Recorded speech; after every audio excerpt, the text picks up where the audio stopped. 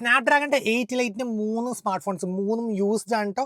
OnePlus 13, Realme GT7 Pro and എല്ലാവരുടെയും favourite ആയിട്ടുള്ള iQOO 13 മൂന്നിൻ്റെയും used pieces വന്നിട്ടുണ്ട്.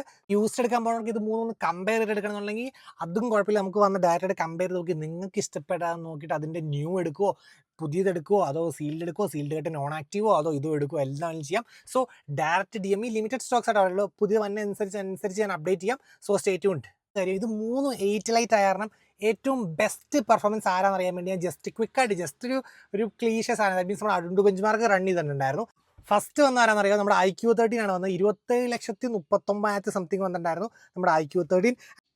സെക്കൻഡ് വന്ന് നമ്മുടെ Realme GT7 Pro 26,49,000 and third വന്നത് നമ്മുടെ ഓൾമോസ്റ്റ് സെയിം തന്നെ 26,20,000 വന്നിട്ടുണ്ടായിരുന്നു. ആൻഡ് CPU നോക്കുവാണെങ്കിൽ 6 ലക്ഷം വന്നിട്ടുണ്ട് നമ്മുടെ iQOO 13 കേട്ടോ. 6 ലക്ഷമാണ് iQOO 13 ആൻഡ് നമ്മുടെ ഈ OnePlus 13 അതേപോലെ തന്നെ റിയൽമി GT7 Pro ഒക്കെ 5,80,000 സംതിങ്ങിൽ നിൽക്കുവാണ്.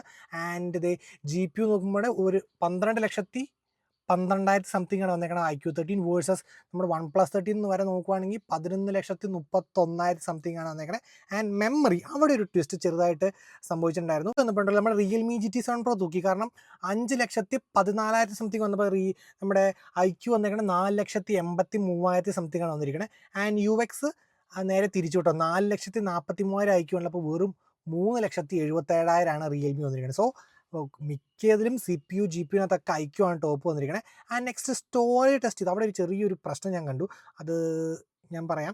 സോ സ്റ്റോറേജ് ടെസ്റ്റ് ചെയ്തപ്പോൾ നമ്മുടെ iQ വന്നേക്കുണ്ടല്ലോ വെറും 1,88,000 സംതിങ് ആണ് iQ വന്നിരിക്കുന്നത്. വേഴ്സസ് നമ്മൾ OnePlus വന്നേക്കണമെങ്കിൽ 2,31,000 സംതിങ് വന്നിട്ടുണ്ട്. അപ്പോൾ ഇത്രയും വലിയ ഡിഫറൻസിൻ്റെ കാര്യം ഇവിടെ നോക്കിയപ്പോൾ ഇത് റാൻഡം ആക്സസിലെ റൈറ്റ് സ്പീഡിലാണ് ഡിഫറൻസ് വന്നേക്കണേ.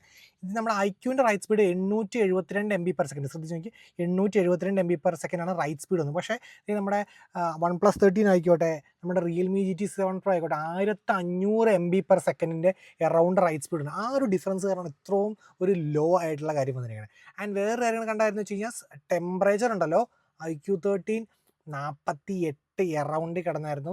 നമ്മുടെ അഡുണ്ടു ബെഞ്ച് മാർക്ക് റൺ ചെയ്യുമ്പോൾ നല്ല ഒബ്വിയസ്ലി ആവും, വിച്ച് ഈസ് പ്രതി നോർമൽ എന്ന് ഞാൻ പറയും.